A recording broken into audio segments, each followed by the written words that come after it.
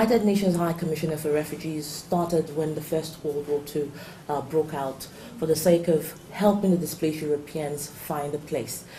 And then on the 14th of December, it emerged in 1950 as a whole with a 3-year mandate to sort out the problems of refugees and then disband. But by 2010, UNHCR turned 60. Now you do the maths, we're in 2016. Today I'm going to try and have a conversation with the representative for Nigeria who understands what it means truly to have the intricacies and the depth of what it means to be displaced, and also how to handle refugees, considering the fact that Nigeria has been dealing with the Boko Haram insurgency for some time now. I am joined today on the show by Njidi Kongi Atangana, who is the United Nations Human Commissioner Representative to Nigeria and ECOWAS. And of course, I am yours truly, ADAORA ONYECHERE. This is Gender Agenda. This is Gender Agenda.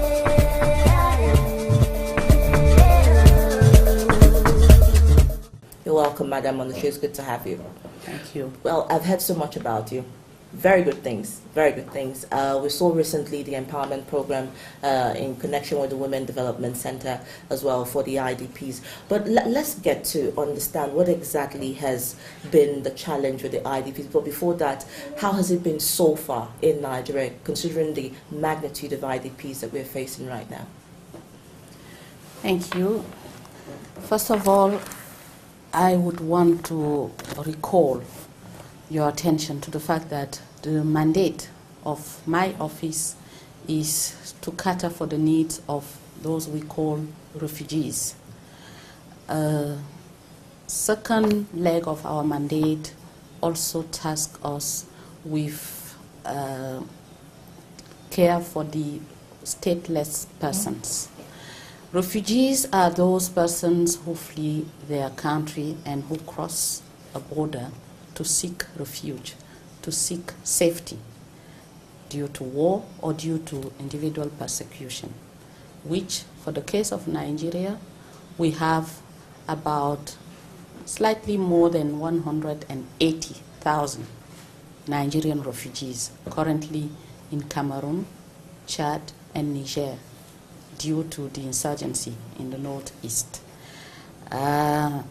Against that, we have more than 2.2 million internally displaced persons in Nigeria, mostly in the northeast, especially in Borno, where we have more than 1.6 million, and then followed by Adamawa, Yobe, and the other states of the northeast. What's the difference between a refugee and an internally displaced person? Actually, the two of them are displaced persons, except that one manages to cross an international boundary, whereas the other remain inside. And this precisely is why it makes sense, even though UNHCR has no mandate whatsoever over the internally displaced persons. It makes sense that the office deploys its expertise on displacement on behalf of the internally displaced persons. And this is what my office has been doing formally as of end of 2014, if I could say, end of 2014, where we formally opened presence in the Northeast through an office in Bauchi and field antennas in Adamawa, Borno, and Yobe, as well as Taraba and Benue State. So, at the start of the 21st century, the UNHCR saw the wake of terrorism in places like Democratic Republic of Congo, Somalia, and some parts of Asia. Coming back to Nigeria, what has been the most troubling conditions for the IDPs for you, especially as we see that most numbers are centered around women and young girls? Thank you. Unfortunately, it is sad to say that globally, the displacement is a phenomenon that really hits much more women and children. Those are the categories of people who are really hardly hit by the displacement, be it external displacement, which we call refugees, or be it internally displaced persons. And in the case of Nigeria, there is no exception to that. Amongst the 2.2 millions of internally displaced persons we were referring to, more than 50% are definitely women, 52% or even more. And in that regard, it means that women are really the one who suffer most. Women are also the one who strive to keep a living, to keep the family going. When there are abductions, women and children are the targets. When there are killings, either they are made widows and then the family is completely destroyed and they struggle on their own to revamp what hitherto used to be a family. They suffer a lot. If you speak to women, you may not even need to speak to them. Just seeing them, you can tell the suffering on their faces. And so that's why in all our project or programs, we give a special attention to women.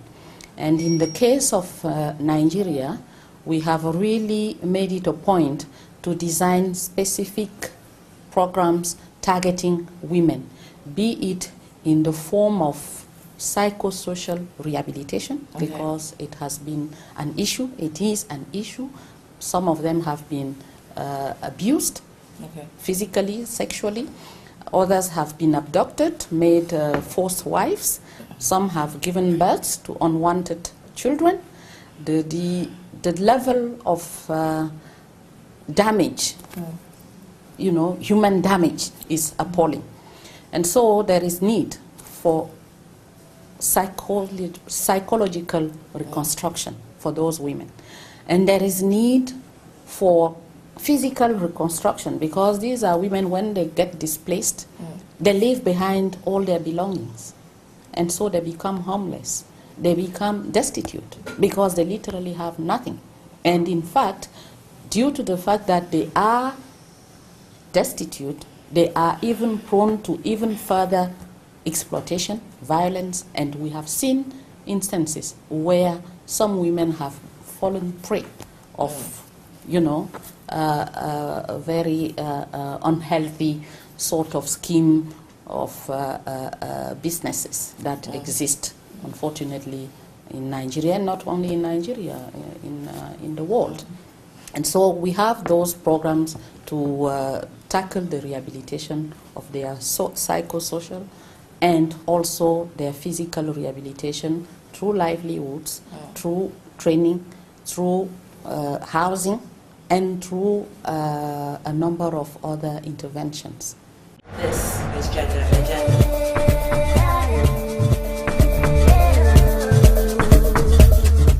All right, now, from the first time that it started, the budget has grown over the years. I mean, from $300,000 to over $7 billion as of 2015, but still people say it's not even enough to look at the quantum, damage that's been done to the communities and some of the lives of the IDPs.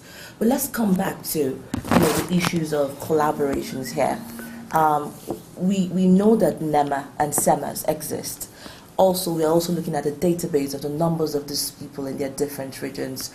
How well is the interaction and communication between yourself and other organizations such as NEMA? Collaboration exists, but if you wish, you were asking about the challenges.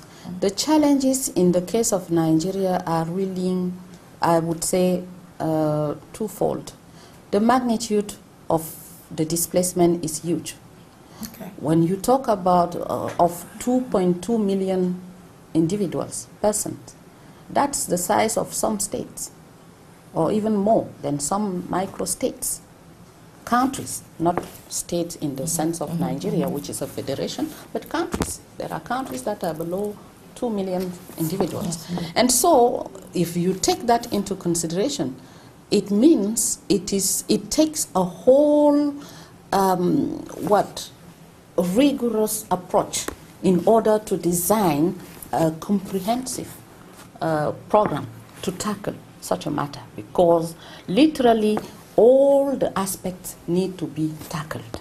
It is not only a matter of people who have been displaced, who need some food, who need some non-food items, who need some health care, but it's really a whole program to revamp a living and to really rehabilitate this number of persons. And that is not an easy task to tackle.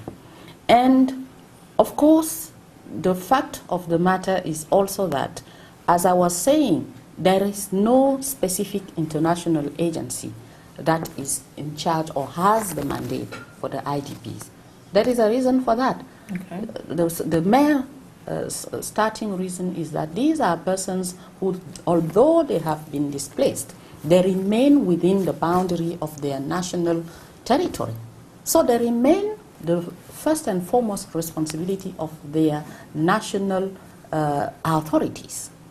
And that's the reason why, no matter what an international agency such as UNHCR or others would have to do on behalf of IDPs, it has to go hand in hand with what the national authority is or are doing. In the case of Nigeria, you have the federal level, you have the state level, and we do collaborate with all these levels of authorities, in addition to the other UN agencies and international or even national or local NGOs. There is a multiplicity of actors, and so when you say there are many actors who are intervening in a matter, collaboration, coordination becomes a key matter, and it is not easy to ensure that collaboration or coordination is so smooth that you completely trash away issues of duplication or even creating gaps for that matter. And so it is not easy, but it is happening, and it is really, I think I must commend the government of Nigeria, because it is really trying. Through NEMA, through the SEMAs, they are doing a lot to take care of the needs of the IDPs, be it in terms of food, in terms of non-food items, health, and so on and so forth. But the needs are enormous. Unfortunately, Nigeria still now, despite the advocacy we have conducted at all levels, Nigeria still is seen as a mighty country, which it is. By the way, it is a mighty country. But for me, the magnitude of the situation is such that no matter how mighty or how wealthy the country would be, or no matter how much means it would invest into the situation, it will still fall short the needs, which remain enormous and huge. And that's where international solidarity must apply. This is Gender Agenda.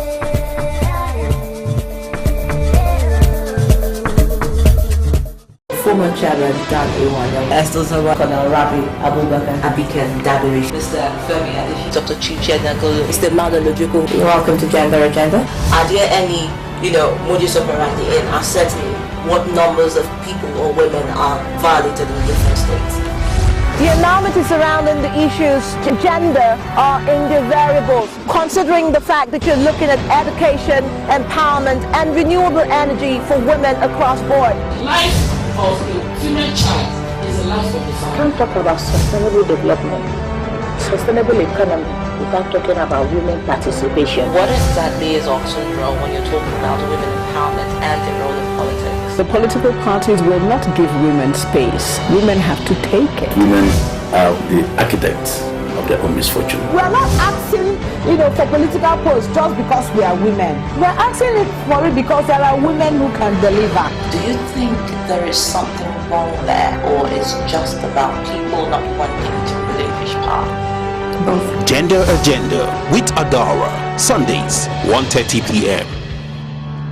I recently also understand that the United States ambassador to Nigeria was also saying, pledging support for the Nigerian government in collaboration with other agencies, the IMF as well. Now, we understand there's a break of Lassa fever And I spoke earlier some days ago to the Minister of Health, ADAORA Minister Isaac, and he raised concerns about the internally displaced people's camp as well. And containment is another way to look at it, because then you're looking at people who are vulnerable, and you're looking at Lassa fever very much enclosed to hygiene and the environment. What is your analysis of this situation, and what's to be done? Before I get there, I just want to emphasize your mention of the USA ambassador who was pledging support. I want to say that he is not only pledging. The US, as you may know, is the #1 funder or donor for the UN in general, and specifically for UNHCR. And right only in Nigeria last year, the US contributed more than $7 million to my operation. And it's really thanks to that funding that we could implement so many of the activities I was referring to. So I really pay tribute to them in that regard. Now, with regard to Lassa fever, I would say, first of all, as it is a health issue, as you very well, public health issue, the UN agencies that is more capacitated or has expertise and mandate for that is the WHO. And I'm sure they are putting in place some strategy in collaboration with the Ministry of Health to see how the matter can be tackled. But what I know from experience with what happened with the Ebola, so when the crisis of Ebola erupted, the WHO worked with the Ministry of Health to put in place teams to respond to the crisis. And in those teams, many of the UN agencies and other humanitarians also joined to participate. And in the case of UNHCR, we really contributed in terms of non-food items, specifically hygiene items, contributing hygiene items for the IDPs to ensure that they can also participate fully in the preventive activities for the Ebola. So once that is also put in place, my agency will not hesitate to fully contribute whatever we can have in order to ensure that the crisis or the eruption is contained. Okay. Now, finally, with the movement of persons with regarding issues with crisis and terrorism across the world, I mean, we've seen thousands and thousands of people moving through the Mediterranean Sea to Germany, to the United Kingdom. Some are still in Greece, and you find also there are also economic migrants, those who choose to move for economic reasons. But coming back to the issues of insurgency and terrorism, we have seen persons from Nigeria being sent back from Cameroon, and a lot of them are coming back to also be, part of the, will I call them refugees, then internally displaced persons, as you have explained. Now, do you think that the UNHCR could be overwhelmed by this problem in future? What is the way forward for containment of this sort of crisis? Thank you for that question. I think there are so many important aspects in what you are saying. First of all, I see the global aspect of displacement. I think for those of you who were with us for the World Refugee Day last year, 2015, 20th of June, I read the statement of my High Commissioner, High Commissioner Antonio Guterres, who just stepped down as of 31st of December. He said this to the world: the time of truth has come. Never before we had ever reached this level of displacement worldwide. We are more than 60 millions of people who are displaced in the world. This is more than anything one could imagine. It's more than so many countries in the world. It's more than, it's a third of West Africa put together.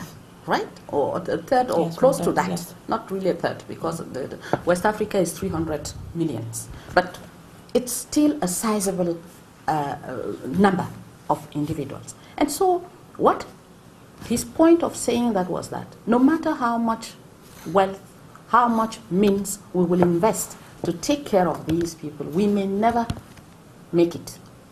So the solution is to take care of the root causes of the displacement.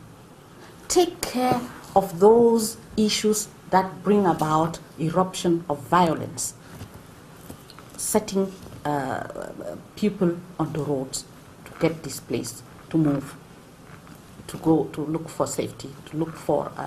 so let's focus, let the stakeholders of this world really invest their time, their will into solving the root causes of the displacement, lest we will never make it. To say that as everything is global now, the world should really, the world leaders specifically, the stakeholders, should really pay attention that in deciding not to take care or due care of a situation, maybe because for them it may not be within their ambit, it may not be of concern to them. They could be misled because today, unfortunately, everything is shared. Look at what has been happening in Paris, what has been happening in Mali, what has been happening in Burkina Faso, what is happening in Nigeria. All this, to me, is one and the same thing, especially when you talk about terrorism. Terrorism is one of the top global issues. And so the world should ensure that whenever it is a matter of terrorism or any such issue, global issue, they all need to feel concerned and really to do the appropriate thing.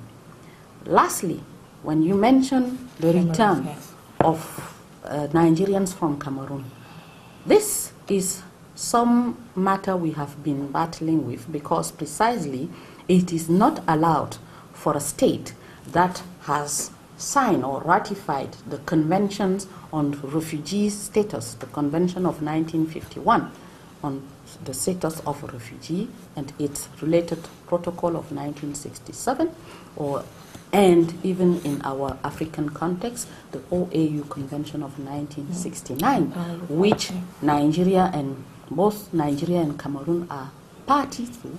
It is not allowed for such a state to refuse or to deny international protection to people who have fled due to violence and who have sought refuge on your territory.